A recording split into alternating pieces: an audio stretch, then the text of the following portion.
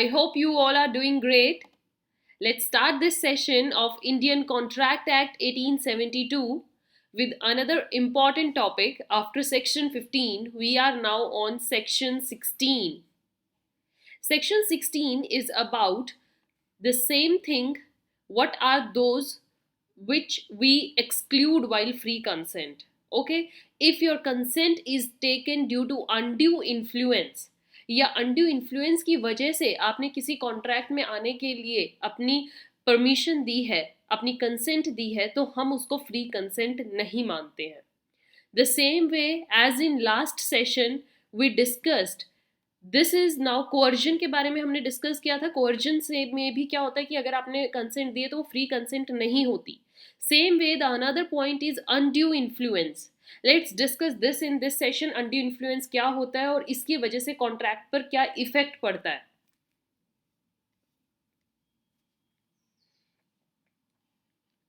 So the essentials of the undue influence is that the relations subsisting between the parties should be such that one party is in a position to dominate the will of the other party.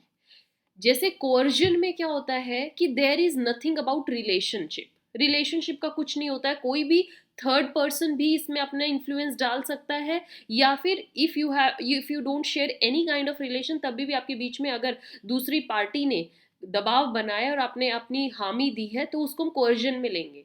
But undue influence which makes it separate from other kind of pressure is that यहाँ पर एक relation होता है parties के बीच में. They share a kind of relation between each other, और वो रिलेशन ऐसा होता है कि वन पार्टी जो होती है वो इस पोजीशन में होती है कि वो दूसरे पार्टी के विल को कंप्लीटली डोमिनेट कर सकती है, बिल्कुल कर सकती है. राइट कि अगर आप सपोज कीजिए आप दो पार्टीज हैं, फैमिली के ही आप दोनों मेंबर हैं, और एक एल्डेस्ट मेंबर है और एक यंगेस्ट है, तो यंगेस्ट जो होगा उसकी विल जो होगी उस पर दबाव बनाया जा सकता है. उनके बीच में रिलेशन ऐसी है कि एल्डर मेंबर जो होगा उस पर डोमिनेट कर सकता है. Right, so such a person uses his dominant position. जो पर्सन उस रिलेशनशिप में डोमिनेट नेचर का होता है तो वो अपनी उस पोजीशन का फायदा उठाता है to obtain an unfair advantage over the other. दूसरे पर्सन से हामी भरवानी या एडवांटेज लेने के उसे कि कॉन्ट्रैक्ट को जैसे भी हो जैसे तैसे हाँ कर दे. ऑल राइट, सो मोरओवर सर्टेन प्रिजम्पशंस हम लेके चलते हैं that must exist regarding the domination. Domination के लिए ये बातें होनी ही होनी चाहिए, अदरवाइज आप उस पर्टिकुलर इन्फ्लुएंस को अनड्यू इन्फ्लुएंस नहीं मानोगे.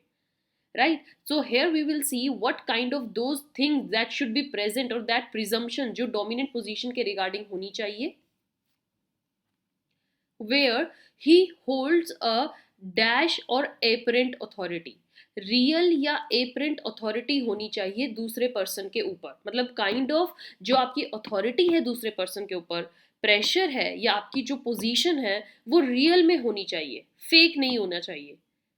Then second is where he stands in a fiduciary relation to the other, that is in respect of trust or company. आपके बीच में रिलेशन, ये रियल एपरेंट तो हमें समझ में आ गया कि हाँ ये जीता जागता एग्जाम्पल है, इससे में दिख रहा है कि प्रेशर होगा ही होगा.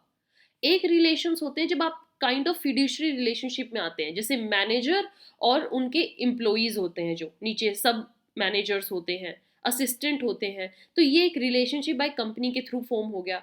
सेम वे ट्रस्ट, और इससे जब एजेंसी का प्रिंसिपल और एजेंट का रोल लगा लीजिए आप, प्रिंसिपल एजेंट के रोल पे भी तो ये होता है, प्रिंसिपल और एजेंट के बीच में ट्रस्ट का ही तो रिलेशन है, फिड्यूशरी रिलेशन है, जिसमें दूसरे पर्सन को मन मार के भी दूसरे पर्सन की बात माननी पड़ती है. Right, then the third one is where he makes a contract with the person whose natural capacity is. ऐसे पर्सन के साथ अगर आप कॉन्ट्रैक्ट बनाते हो जिसकी नेचुरल कैपेसिटी टेम्पररी या फिर परमानेंटली अफेक्ट हो चुकी है due to reason of age, या वो इल है, इलनेस की वजह से, मेंटल या बॉडीली स्ट्रेस की वजह से आप दूसरे पर्सन के ऊपर इस तरीके से डोमिनेट करते हो कि वो पर्सन इस कैपेसिटी में नहीं है ड्यू टू सर्टेन रीजन, या तो एज की वजह से ही इज़ वेरी एजेड पर्सन, या इलनेस की वजह से वो ऐसी बीमारी में पीड़ित है कि वो सोचने समझने की उनमें सक्षमता नहीं है. देन मेंटल बॉडीली स्ट्रेस हो सकता है। तो ये कुछ ही कंडीशंस हमें देखने को मिली। ये रियल और एपरेंट अथॉरिटी जो लाइक काइंड ऑफ फैमिली या रियल पोजीशन आपको देखने को मिलती है, भाई इस पोजीशन में तो प्रेशर होगा ही होगा। फिड्यूशरी रिलेशन आ जाती है, जैसे teacher student, master servant, principal agent, and contract कई बार ऐसे पर्सन के साथ जो नेचुरल कैपेबल नहीं है। These all come under the position of undue influence. Then, my dear students, we are now moving to another thing. An unreasonable bargain is one as the sane man not setting under a delusion would make, no honest man would take advantage of. यहाँ पर बोला गया है कि unreasonable bargain ऐसा होता है कि जिसमें सेन मैन कभी भी ऐसे चीज को हाँ नहीं करेगा। सेन मैन मीन्स जो अपनी कंप्लीट कैपेसिटी में है, थिंकिंग पावर में, अपनी इंटरेस्ट के लिए वो कभी भी इस चीज को नहीं करेगा। In such cases, it is for the dominant party to rebut the presumption of undue influence. अगर ऐसा कोई भी केस कोर्ट के सामने आता है जहां पर उनको लगता है कि इस पोजीशन में तो पक्का डोमिनेंसी दिखाई गई है, दूसरी पार्टी से एडवांटेज का फायदा उठाया गया है, तो जो पर्सन इसमें डोमिनेंट नेचर के होते हैं, जैसे प्रिंसिपल हो गए, टीचर हो गए, मास्टर हो गए, या फैमिली रिलेशन के बीच में कोई कॉन्ट्रैक्ट आ गया, तो जो एल्डर नेचर का है उनको ये प्रिज्यूम करके दिखाना पड़ेगा, कोर्ट को शो करना पड़ेगा जी हमारी तरफ से कोई अनड्यू इन्फ्लुएंस नहीं था, फ्रीली कंसेंट थी। Every transaction where the dash are to the disadvantage, किसी भी ट्रांजैक्शन में अगर ऐसी टर्म्स कोर्ट को देखने को मिलती हैं जो कि एक पार्टी के लिए कंप्लीटली डिसएडवांटेज में है, एक पार्टी उसमें कंप्लीट लॉस में जा रही है, need not necessarily be consider to be unconscionable. उसमें ये नहीं होता कि हर बार कोर्ट ये मान के चलेगी कि एक पार्टी का इसमें लॉस हो रहा है या एक पार्टी की डिसएडवांटेज है तो इसमें पक्का कोई ना कोई मैटर फ्री कंसेंट की वजह से नहीं है, कोई ना कोई चीज बस अनड्यू इन्फ्लुएंस हुआ है, कोअर्जन हुआ नहीं।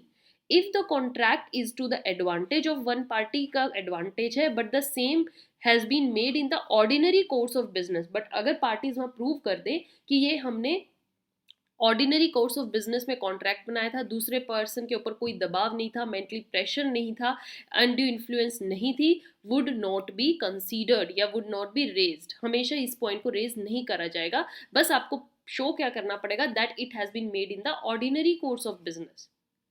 जैसे हम एक केस लेते हैं, मैंने आपके लिए यहाँ पर एक केस स्टडी की है, देखिए।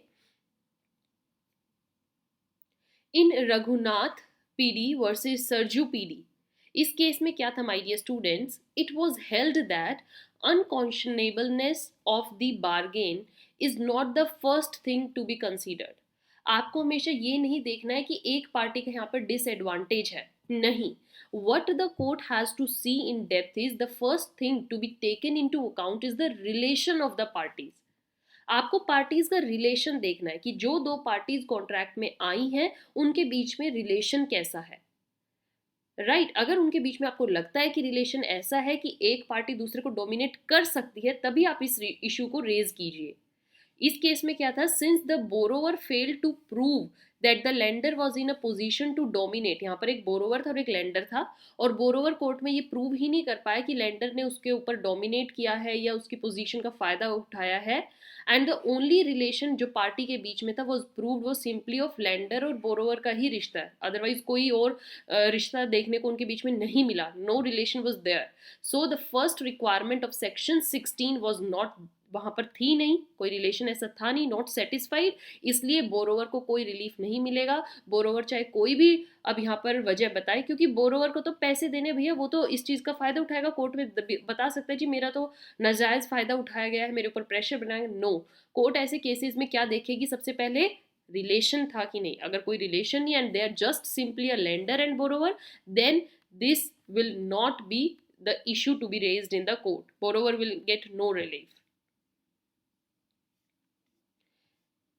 नाउ माय डियर स्टूडेंट्स, अब कंक्लूजन पे आते हैं हम देखेंगे कि what is the effect of undue influence. अगर कोर्ट में बाय चांस प्रूव हो जाता है, ये दो पार्टीज के बीच में ये चीज निकल के आ जाती है कि एक पार्टी की जो कंसेंट थी वो अनड्यू इन्फ्लुएंस की वजह से ली गई थी, तो कॉन्ट्रैक्ट पर अब क्या असर होगा। This thing is mentioned in section 19A of Indian contract act, और वो क्या कहता है It declares that such contract are voidable. जैसे हमने कोर्जन में देखे थे, यहाँ पर भी सेम थिंग है, ये voidable हो जाएंगे पार्टी की अगर पार्टी की बात है, पार्टी अगर ये कह दे कि मेरे को इस पर्टिकुलर कॉन्ट्रैक्ट में नहीं रहना, मुझ पर अंडी इन्फ्लुएंस किया गया था, तो पार्टी के पॉइंट ऑफ व्यू से, पार्टी की विश से इस कॉन्ट्रैक्ट को वॉइड करार दे दिया जाएगा.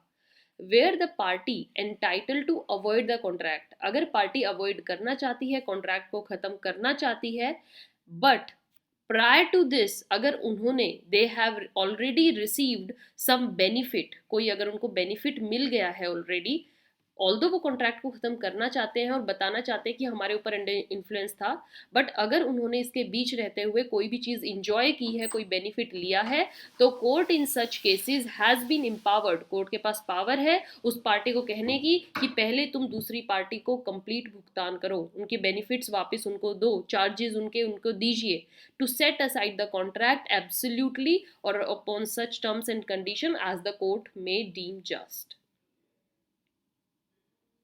All right, my dear students, the objective behind such an arrangement is that why it is so, the party who seek rescission, जो पार्टी कॉन्ट्रैक्ट को रिजाइंड करवाना चाहती है, जो पार्टी कॉन्ट्रैक्ट को खत्म करवाना चाहती है, रिसेशन करवाना चाहती है, मस्ट ऑल्सो डू इक्विटी, उसको अपने बिहाफ पर भी सारी चीजें करनी पड़ेंगी. अगर उसने कोई भी दूसरी पार्टी से पैसा लिया है, इंजॉयमेंट लिया है, anything, they have to first pay to that party also. Justice should be seen to be done. All right, my dear students, so with this, the section of section 16 is now over. In this session, we discussed very important topic of undue influence. Paper में अगर आपका इससे related कोई भी question, MCQ और in detail कोई भी answer आता है, आई होप अब आप बहुत अच्छे से इस आंसर को फ्रेम कर सकते हो. Stay tuned for the next session. Till then, have a good day. Bye bye. Thank you.